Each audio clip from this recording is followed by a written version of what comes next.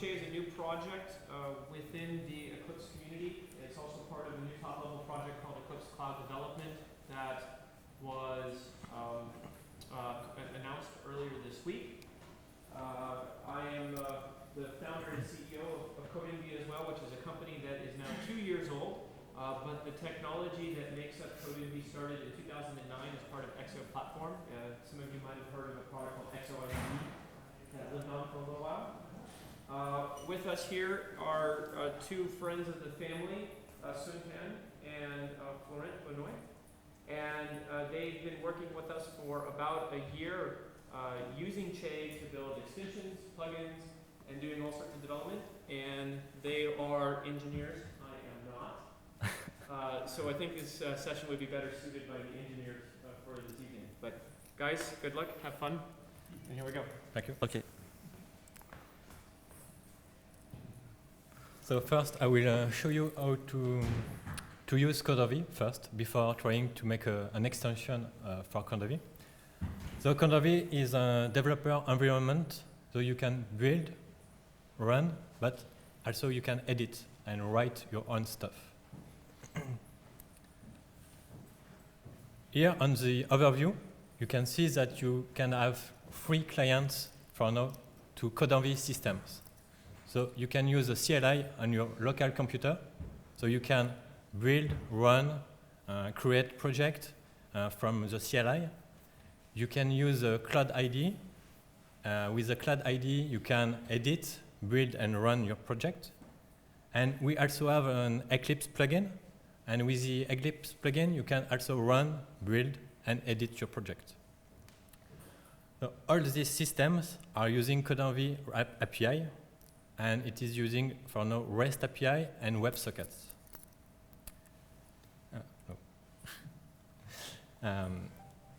For the builder and the runner parts, we are using Docker. Any of you are already familiar with Docker? If you can rise, okay. So I think I don't need to explain much what is Docker, but it allows you to design a system that you will always be running in the same state. For example, you can install one Apache server, one JDK version, and you will always get the same result each time that you launch this environment.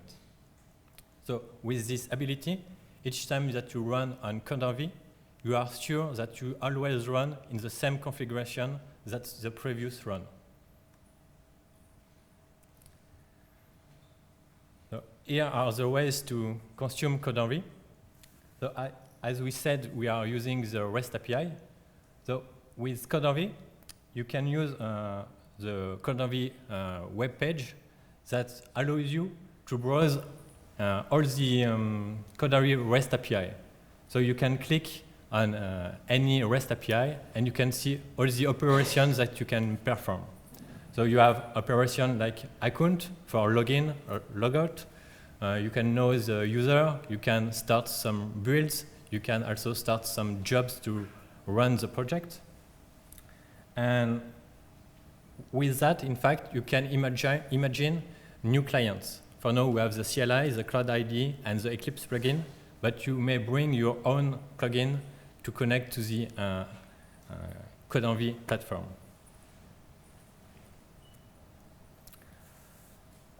First client is a CLI. So with the CLI, you run it on your local computer, and you are able to import project from your local machine to CodeMD to get a CodeMD project onto your local computer, and you can list, add, build, and run any of your projects. Of course, you can plug your CLI to many CodeMD remotes.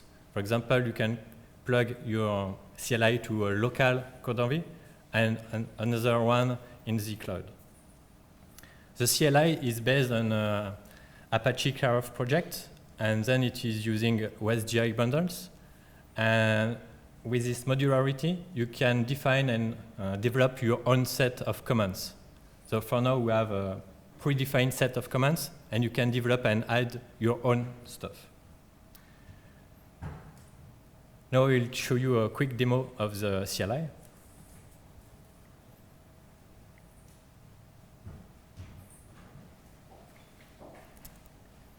So here, I have a project which is Hello Eclipse Con. It's a Maven project.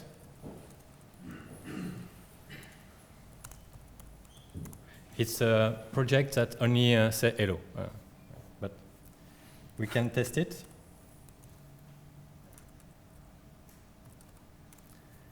And it says hello world. So now the aim is to import this project into Codonvi. So for that, I use the CLI. Sorry. I list all my projects of the Codonvi. We can see that we don't have anymore the Hello Eclipse Con project. So now I will import my local project into Codonvi. So I give the path to my local folder and I hit enter. So here it will put all my local project into Codonvi. So we can see that the project has been imported. So if I list the remote, we can see here that we have the Hello Eclipse Con project. So I'm able to build this project inside Codonvi.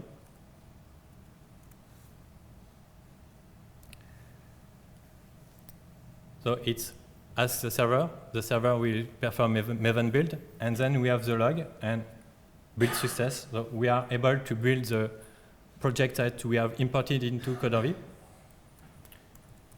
Now we will see if we can run this project.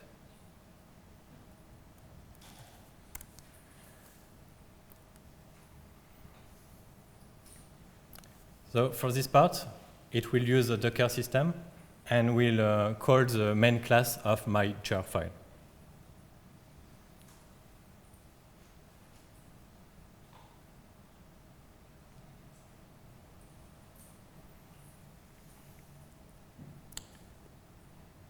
So it's a bit long because it's the first time we are running this application. So it takes time to build all the Docker image. Yeah, all the Docker image. And then we have the result. So here we have seen that we are able to have a local project, import into Codonvi, build it, and run it in one click. So now I will switch back to my presentation.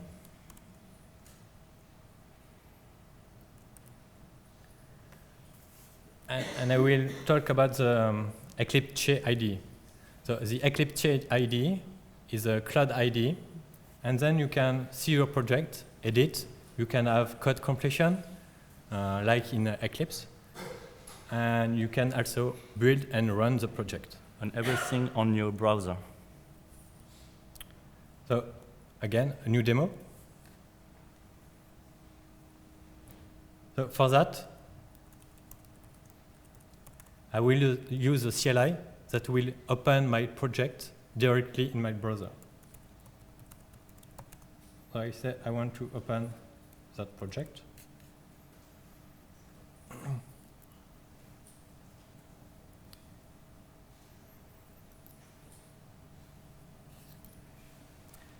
Okay, so the idea is that if I go into the project,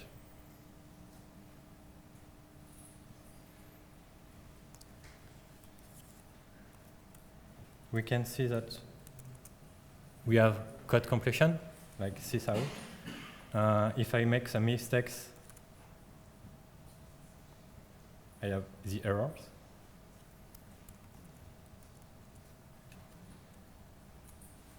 And here I've clicked on the run button, and we can see that it is running inside the Chrome browser. So if I change the app, I click again on the run button, and we will see that the application is built again with Maven. We launch the Docker image, and we have the results that we print in the runner. So here it is launching the Java app, and here we have the result. So now we are able, inside my Chrome browser, to edit, build, and run my project in a very easy way. And we don't have anything installed in our local computer. just the browser.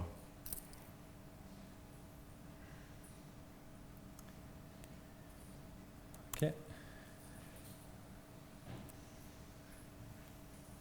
So, new part, it's the Eclipse IDE plugin. You can imagine that at some way you want to import your project into your local system. For example, if you want to go offline. So the idea is I am able to use my Codonry project in an offline mode. So again, a quick demo.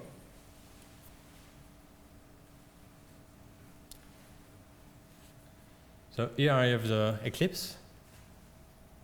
I use the import feature. And I have a special entry for Codonry. And here I can import some of my Codonry projects. So here we can see that it has imported my project. And of course, I can run my project directly inside the Eclipse. But here we have a very easy program. So we don't need any app server or database, so it's very easy. But for example, if I take a complex application with an app server and a database, it will be more difficult to run this into my local computer. So I can also decide to run my project inside Codonry and to get the result inside the Eclipse plugin. So with the Docker image, we are able to run on the remote server, a MySQL database, and an app server. And in this case, it is a Tomcat 7. So here we can see that the image is being launched. The web application is built. And then we will get the result of my web application inside the Eclipse. So it will open a new tab here. And without installing any software on my local computer, I'm able to start a project using MySQL and Tomcat. And then I can test my application from Eclipse.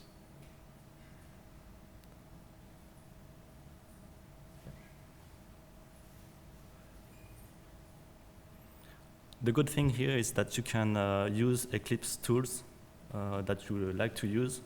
And on the other side, you don't have anything to install to run your application and to build your application because everything is done on the cloud. And now I will let Son speak about Eclipse Che. So Eclipse Che, it's a project that CodeEnvy is open source sourcing, and it's donating into the Eclipse Foundation. And so what does it include? It includes what we call the SDK, so the Eclipse Che SDK. So this is actually the Cloud IDE that is packaged into the standalone Java Tomcat server. And with all the sets of plugins that we need to build your new Che extensions. And what is also included into Che is the Eclipse plugin that has previously presented Florent, and the CLI as well. So if we look at the SDK, it's actually a set of plugins that we put together. And for instance, the Cloud IDE have some plugins for Git, plugins for building Maven projects, plugins for editing Java files and have the completion. These plugins, we can take it, so it's pretty much like in Eclipse IDE, and and make a different package and run it locally to make the SDK. So this is what we're doing in the SDK. So we have all these plugins, and of course we don't have we may not be connected into the cloud. So what is part of the SDK is what we call a local implementation of the platform API. So it will mock the REST API and use local services instead of using services that is in the cloud. And the other thing is that with when you're writing an extension in the SDK, what you can do is contribute to services and managers like you do in Eclipse with Eclipse IDE with the extension points. And this is done by injecting with the annotation @inject managers and services. So you can add new actions in the UI, change the menu, add the new completion proposal, or create new wizard pages, and many things, many other things. The other things you need to know is that for the UI we're using GWT, Google Web Toolkit, which is based on which lets you build a nice JavaScript UI. So so the next thing is that I'm going to teach you how to write your first extensions. But before we do that, I'm going to show you two plugins that we have built.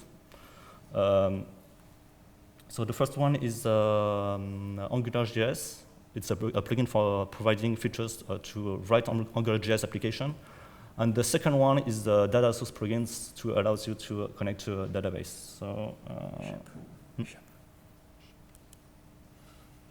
sorry, I'm not used to the Mac. Okay.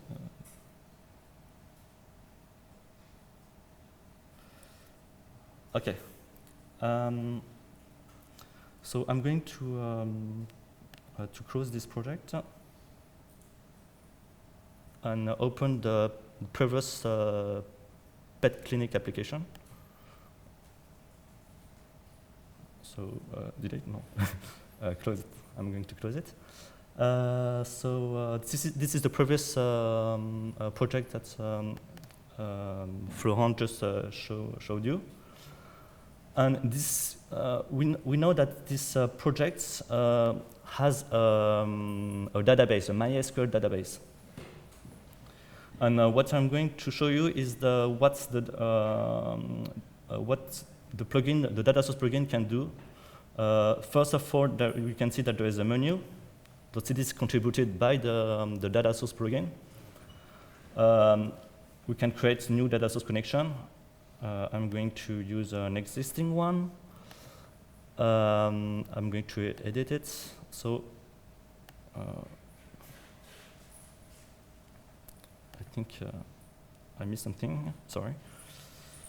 I have to get the. So when the Docker image is starting, it's exposing the database ports randomly, because you may have a lot of not available ports on your system. So here is it. C. And new data source, manage data source. I'm just going to replace the ports. I know it's the same. I've created this before, and it's the same host name and username and password. So what I can do is test, and I can save it. So once I've done that, we have a panel here that is also contributed by the extension, and I can connect into the database, and I can browse.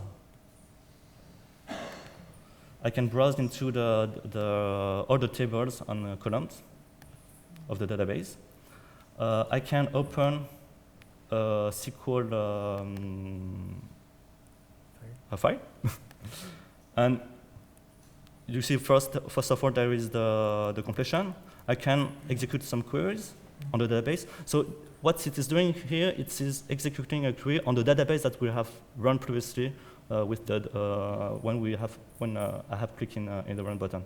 So this is showing up all the users that are in Clinic application.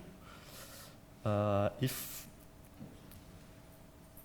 I do the same thing with the insert,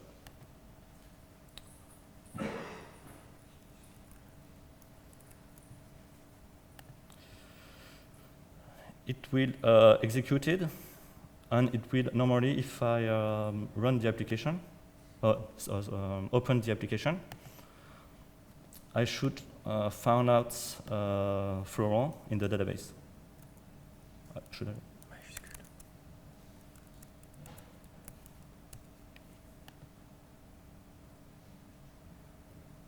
No. C'est last name. It's the last name, sorry. But he's here, okay. Okay, all good. Now, not this one. We also have the completion.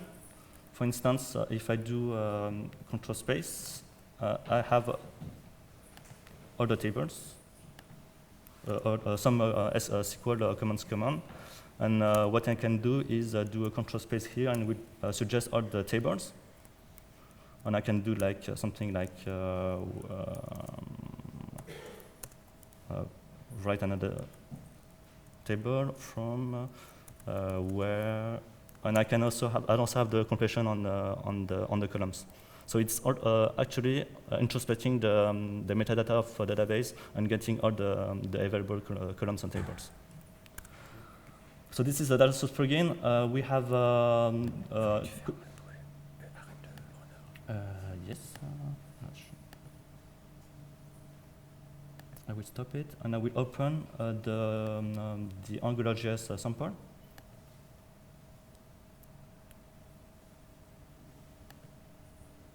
It's human.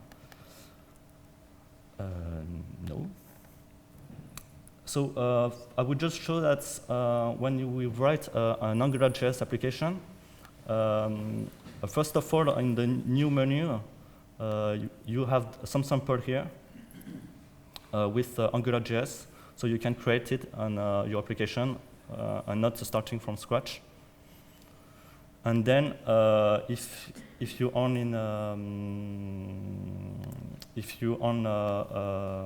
an app, a JavaScript file, you have the completion of AngularJS. Sorry. Of AngularJS variable. For instance, I can type roots. With roots provider dots, and it will suggest all the we have in all the method that you have in root provider. Same thing in the HTML files.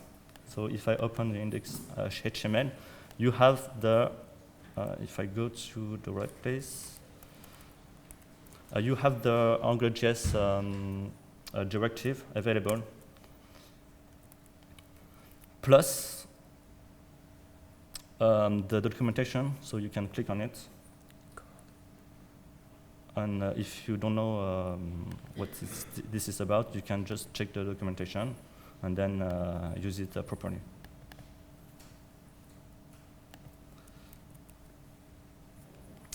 Here you have a panel that is also contributed by the plugin to generate a Yeoman directive. So this is really specific to AngularJS.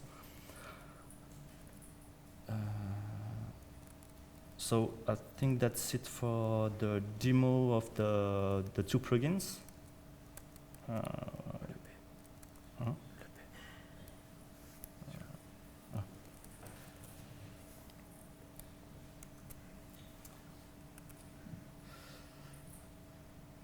So a Che extensions, if you want to write a new Che extensions, it is about having a class that will have the @extension annotation.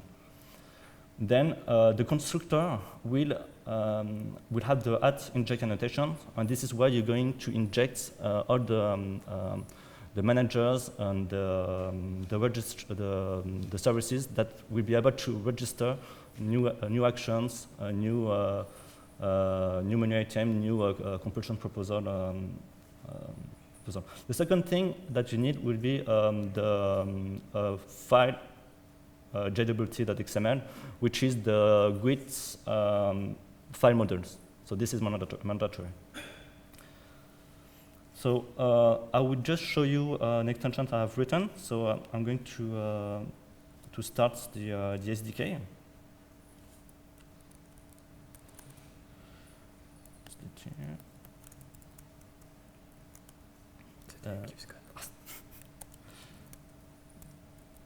And see. So I already downloaded it. And what I can do here is start the SDK locally. So it's going to start a template on a Tomcat server locally, and I'm not in the cloud, I'm just on my machine. Start. So it's starting. So now I can go back to my browser. And I can access to the SDK web interface. So it's in localhost 8080. So as you can see, it's a Codenv Cloud IDE, but we just package it differently, so it works on your computer locally. We have here SDK project, Hello World, which contains the main models that that is mandatory. This is like sorry. This is like the entry point to write your extensions. So you're going to create a new class, add the @extension annotation, and fill out some metadata. And here, the constructor will have the @inject annotation, and you will be able to inject some services and managers. For instance, here we had what I'm doing here is injecting the notification manager. So the notification manager is for printing events in the event panels, and it's just showing a notification, hello world, EclipseCon works. So I just started it. You can see in the resources that we also have the other file that was mandatory, which is the hello world GUID.xml. So this is the GUID module, and will contain all the dependency of all the GUID modules that are needed.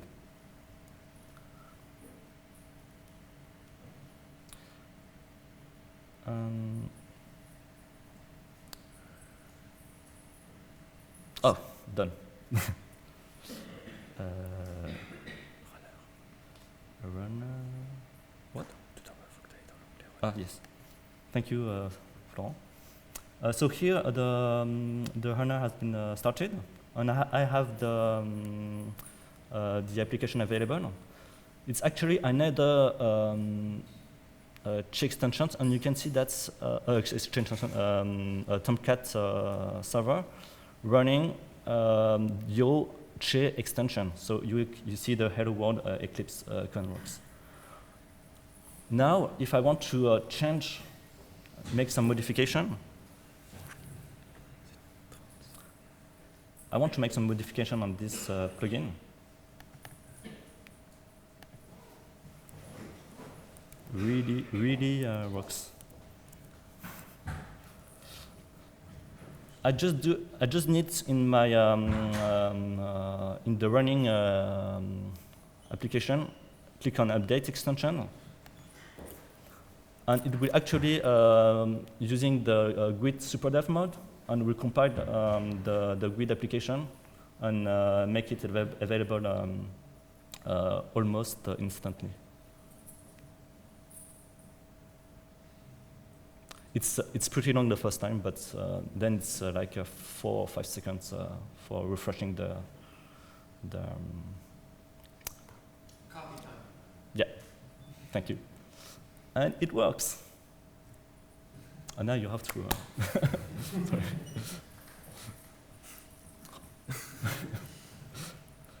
Okay, so.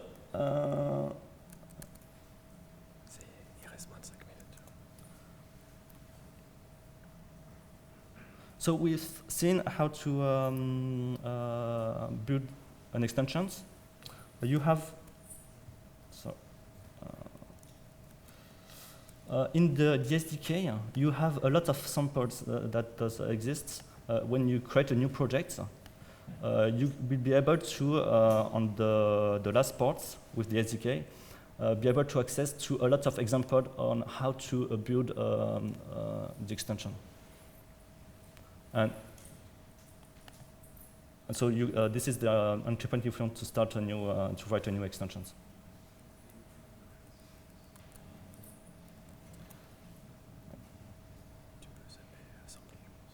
Yeah. So if you want to get started, you can. We're giving you some links to download the SDK, to get into the documentation. We describe all we've done so far. There is the SDK source code, and if you have any questions, you can get into the Google group, helpdesk.codave.com, or if you have core developer questions, you can use the Che developer mailing list.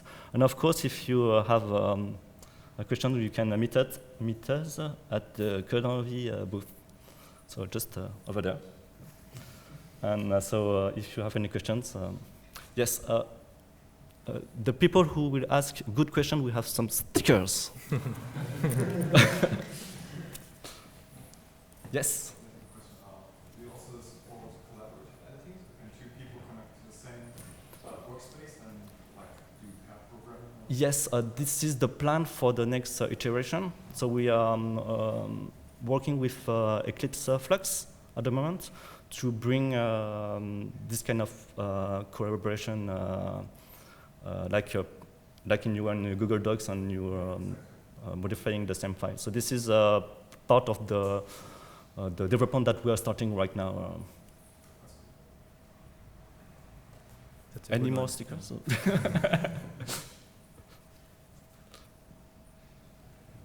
You don't like stickers? Yes? Can I have Git versioning like in Orion in my cloud project? Sorry? Can I have Git versioning as in Orion? Yes, you have Git. You have a Git plugins, and you have you can access to all the Git commands, and push, commit, clone. Yeah. So you have to, in that case, you have to initialize the repository, and then you have all the commands. There's even support for Garrett ResPec. And so when you create projects, you can write recipes, and the project that's created, you can pre-populate the repository, the commit, the branch, the ResPec. So you can do a lot of setup and configuration. And we'll have Subversion in a month or so here. So I can run my proposed changes automatically? Yeah. You can write if you know how like Chef and Puppet work, you can write a recipe, and that